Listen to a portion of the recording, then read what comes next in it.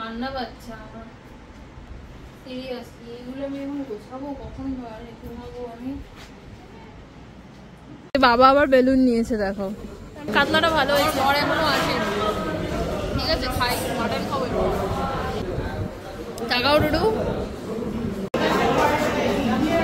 তো শিখেছো, তাই তো অনেক ভালো লাগছে। এই যে এইবার ফাইনালি কাটাকুটি হচ্ছে। খারাপ হয়েছে সকাল সকাল, ঘরের মধ্যে সকালবেলা সানগ্লাস পরে বসে আছো। সকাল সকাল যদি লাইটটা জ্বালাও চোখে লাগে না?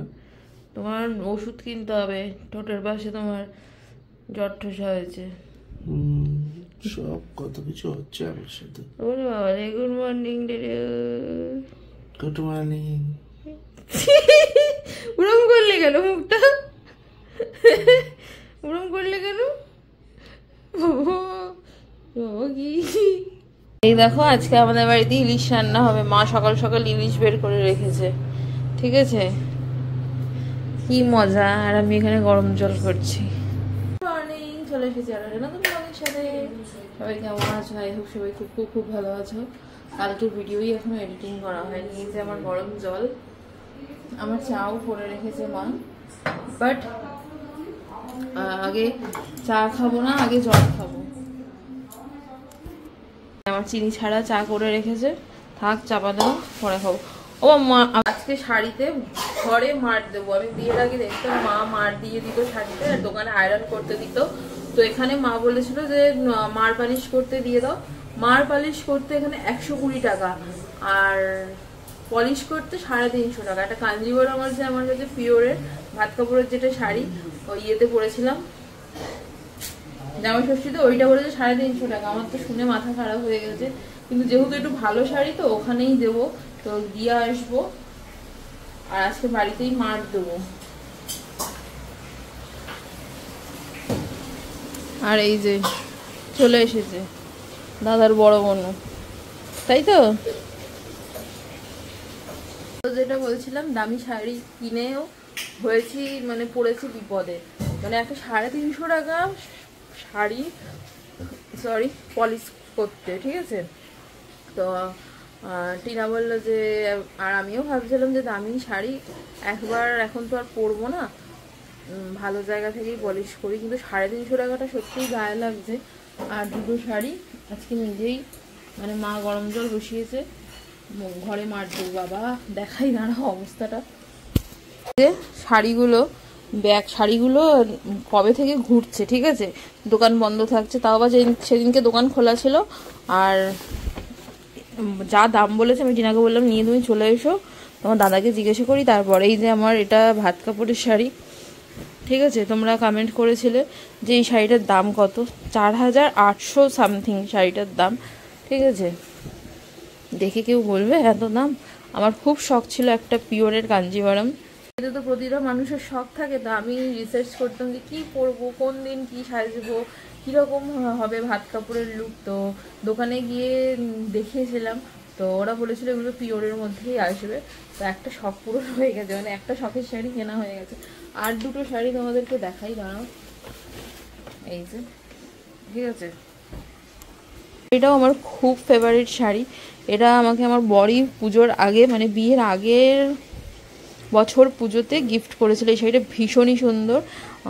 ভেবেছিলাম আজকে নেমন্তন্ন আছে, আজকে রাতে পরবো ঠিকঠাকভাবে আয়রন করে দিলে, বাট করে তো দিল না। এটা রূপকলা থেকে কিনেছিলাম।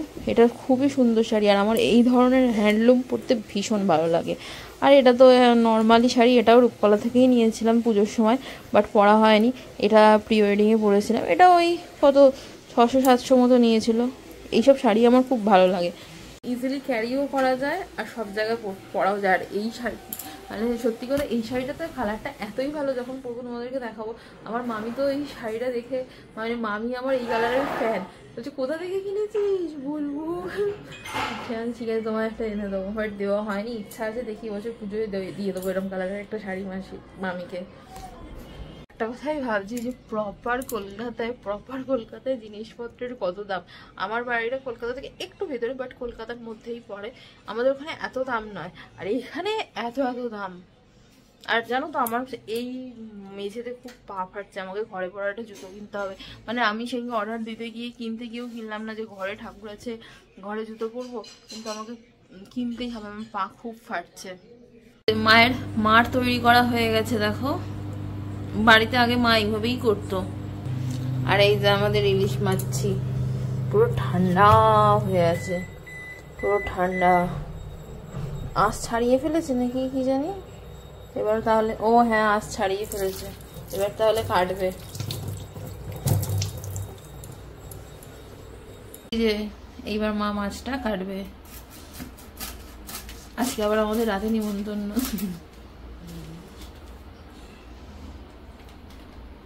এইটা একটু ভাজবে, নোংরা না কি বলে আছে,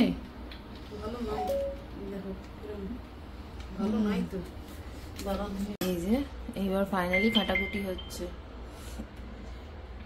কাটো।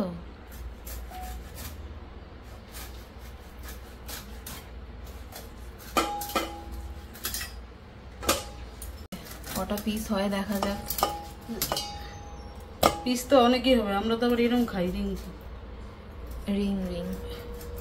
মা বলেছে মাথাটা দিয়ে পুঁই শাক হবে। আজকে এইটা হবে, তিনজনে খাবো, আর এইটা হচ্ছে ফিরিয়ে খাবো, বুঝেছিস? ওইটা হচ্ছে নুন দিয়ে রাখা হবে। নুন দিয়ে খেতে স্বাদও আলাদা, তোমরা কে কে খেয়েছো জানাবে। এই যে জিরে বাটা হচ্ছে, জিরে বাটা দিয়ে আজকে আমাদের ইলিশ হবে। আবার এই যে আমাদের বাড়ির স্পেশাল জিরে ভাপার জিরে বাটা হয়ে গেছে, ঠিক আছে। এরপর সব মশলাপাতি দেবে আর কি। দেখো জিরে দিলাম আর কাঁচা লঙ্কা দিলাম, জিরে আর কাঁচা লঙ্কা বাটা দিলাম, নুন। দাদার বনুর মাছ, দাদার বনুর আজকে নেমন্তন্ন তো আমাদের বাড়িতে। দাদার বনু, দাদার বড় বনু, দাদার বড় বনু এটা। এই যে মাছ মাখানো হচ্ছে, এবার দেখো মাছ মাখানো হয়ে গেছে, এবার একটু জল দিয়ে দিল।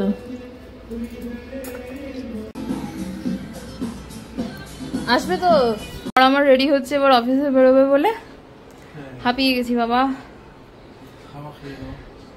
তাড়াতাড়ি আসবে, এই যে আজুবা তাড়াতাড়ি আসবে, নেমন্তন্ন আছে, ঠিক আছে। ইলিশ মাছ দিয়ে ভাত খেয়েছে। আগের দিন শর্টসে যে মাছটা দেখলে, মানে আজকে দেখেছো, যাই হোক যে শর্টসে দেখেছো মাছটা কিনে নিয়ে এসেছি, ওই ইলিশটা দিয়েই রান্না হয়েছে। কেমন খেলে? মাছটা একটু টেস্ট কম, বরঞ্চ আমাদের বাড়িতে জামাই ইলিশ নিয়ে এসেছিল, হ্যাঁ একদম ফ্রেশ ছিল, খুব ভালো লাগছিল। আমার মাটনের থেকেও ওই মাছটা ভালো লাগছিল। আমাদের বাড়িতে তো জিরে ভাপা হয় না, সর্ষে ভাপা হয়, তো ভালো লাগছিল। ও আজকে সকালবেলা হিসাব হচ্ছিল ইলিশ উৎসবে কতজন হবে, আমার মা ভাই বাদ পড়ে গেছে। হয়নি, মোটামুটি ওই 25-26 জন মতো হবে। কেন? ও তোমার দেবরাজদাকে ধরা হয়নি। এই যে খেতে বসলাম, কত ভাত দিয়েছে। হ্যাঁ তো বন্ধুরা, বিকেল থেকে আর ব্লগ করিনি, ভাত খাওয়ার পর রেস্ট নিলাম, ঘুমালাম। তো যাই হোক, এখন মেন কথাতে আসি। ভেবেছিলাম চুড়িদার পরে চলে যাব, বাট বউ হওয়ার অনেক জ্বালা, শাড়ি পরে যেতে হবে, ঠিক আছে। চলো একটা রেডি হই ঝট করে, get ready with me shoot করবো।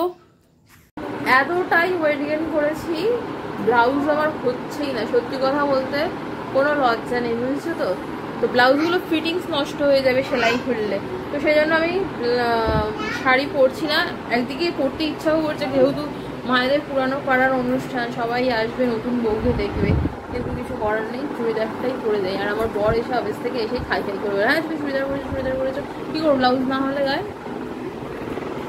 বর এসছে, আর আমি ঘরের অবস্থা কি করেছি দেখো, চাবি কোথায় রেখেছি মনেই করতে পারছি না, সব টেনে খুলে বের করেছি। কি মাথার অবস্থা হয়েছে। শরীর ঠিক আছে? ভালো আছে। এই যে নতুন বউ চুড়িদার পরে যাচ্ছে, ঠিক আছে। ওই যে জল, বরের মাথা ব্যথা করছে, সাইডন খাবে, এসে বলছে ড্রেসিং টেবিলে লাইটটা লাগাবো। অনেকদিন ড্রেসিং টেবিলে একটা লাইট আনা হয়েছে, ঘরের যা হাল হয়েছে, এখন আর ওইটা আমাকে লাগালে হবে না। তুমি বাইরে বসবে, এসে আমি ঝপাঝপ ঘরটা পরিষ্কার করবো। কালকে যাওয়ার আগে আর খেয়ে এসে এইসব করতে ইচ্ছা করে? কালকে তো আমি মায়ের কাছে চলে যাবো। কি না না, রেডিটা হও তাড়াতাড়ি, খাবারই পাবো না এরপর। আবার নাকি ঠান্ডা জল। হে ঈশ্বর, কেমন সেজেছো? কি গো? ও সিম্পল সাজ। আমার ননদ তো সাজেইনি। ও তাই তো আমাকে শাড়ি পরতে বলছিল, কিন্তু সবাই আমাকে বলেছে চুড়িদারই পরতে, বাবাও বলেছে চুড়িদার পরতে, আর তোমার বোন বলেছে জানি কিন্তু গরমে পারা যাচ্ছে না, বলেছে তোমাকে ধুতি পাঞ্জাবি পরতে, আমাকে যদি শাড়ি পরতে বলো তো। ও ও বাবা ক্যামেরা আমাকে দেখছি, আমাকে পছন্দ হয়েছে। তো সেজেছো তাই তোমাকে ভালো লাগছে।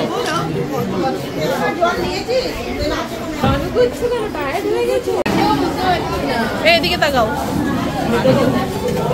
আমরা তো এতটাই লেটে গেছিলাম, ভেবেছিলাম আমরা স্টার্টার পাবোই না। এখানে পনির স্যাটে বানিয়েছিল, চিকেন পকোড়া বানিয়েছিল, আর ক্রিস্পি বেবিকর্ন বানিয়েছিল। ক্রিস্পি বেবিকর্নটা খেতে তো আমার বেশি ভালো লাগছিল। নিজের বিয়েতে তো এতই ব্যস্ত ছিলাম, অনেক আইটেম, বাট কিছুই খেতে পারিনি। আমার বর দেখো এখানে স্টার্টার নিয়ে চলে এসেছে। সত্যি কথা বলতে আমি মেন কোর্সের থেকে স্টার্টারই খুব ভালোভাবে খেয়েছি।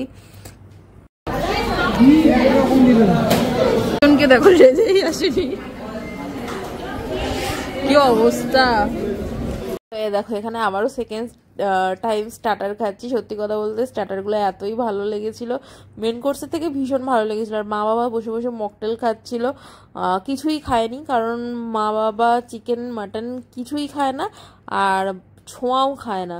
তো আমরা বসে বসে এখানে স্টার্টার খাচ্ছি, আর ওনারা বসে গল্প খাচ্ছি।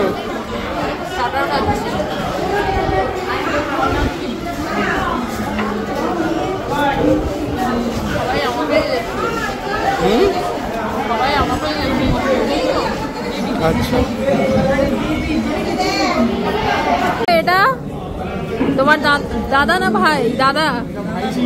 ও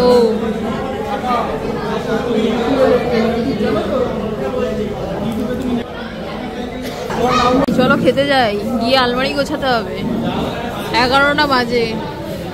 চলো নিচ্ছে দই কাতলা নাও না। এই যে আমি প্লেট নিয়েছি, খেতে বসে পড়েছি। ও তুমি পানির নিয়েছো? বাবা এটা নিরামিষ থালি। এটা কি রয়েছে? এটা কি রয়েছে মা? এটা কি?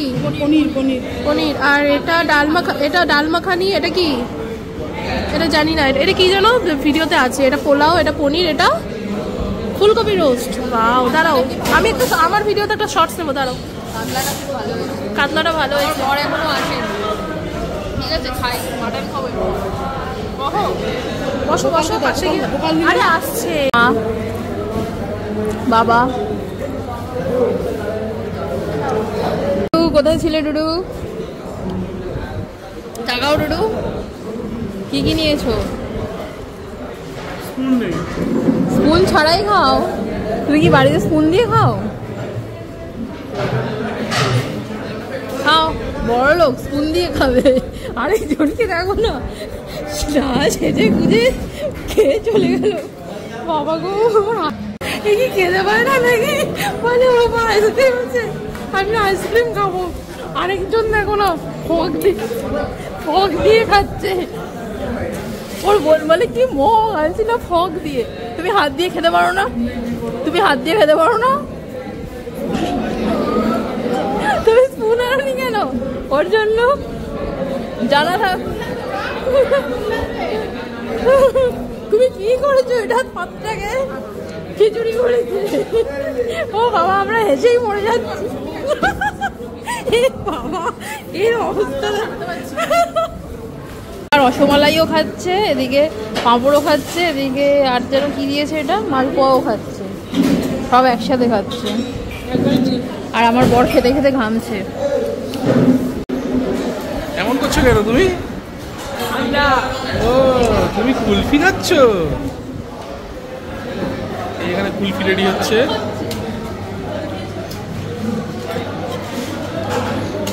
বাবাকে দিয়ে আসি, দিয়ে আবার খেয়ে এখানে রেখে গেছে। দেখো যাও।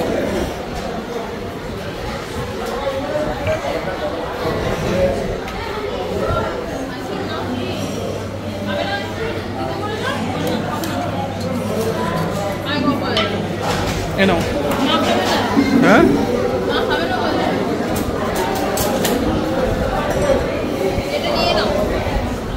এত কুলফি কি খাবে? পারবো না আমি।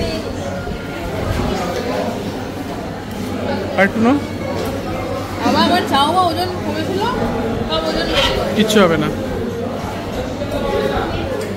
নাও। এটা খেয়ে এবার বাড়ি যাবো। ওই কথাটাই না, পানটা খাবো। চলো, খাওয়া দাওয়া হয়ে গেছে, গিয়ে আলমারি গোছাতে হবে আমাকে। চলো বাড়ি চলো। খেয়েওছি, নিয়েওছি, বাড়িতে যাচ্ছি এবার। দুর্গাপুর বড় বড়োর জন্য পকোড়া নিয়েছি। এটা দুর্গাপুজোর প্যান্ডেল এখনই হচ্ছে, দুর্গাপুজোর প্যান্ডেল। গেট খুলেও দিয়েছে, ভাবলাম গেটে একটু ভিডিও করবো। বাবা কি অবস্থা, গেট খুলে দিয়েছে দেখো। চলো বাড়ি যাই। ওই তো নিয়েছি তুতলির জন্য। ওই দেখো না, পুরো ওইটা ফেলে দিয়েছে, রিংটা দেখো। ওই তো ওটা নাও না, নিয়ে আসো। ফেলে দিয়েছে, বলো টাকার কোনো দাম নেই। আর ফাটছে। হ্যাঁ চলো, তুতলি খুশি হয়ে যাবে। চলো না।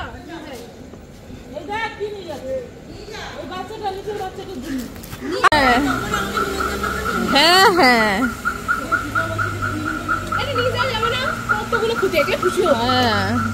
তো বাবা আবার বেলুন নিয়েছে দেখো। এই যে দাদার বনু এটা আবার দিয়েছে। কান্না পাচ্ছে আমার, সিরিয়াসলি। এগুলো আমি এখন গোছাবো কখন, ঘুমাবো আমি।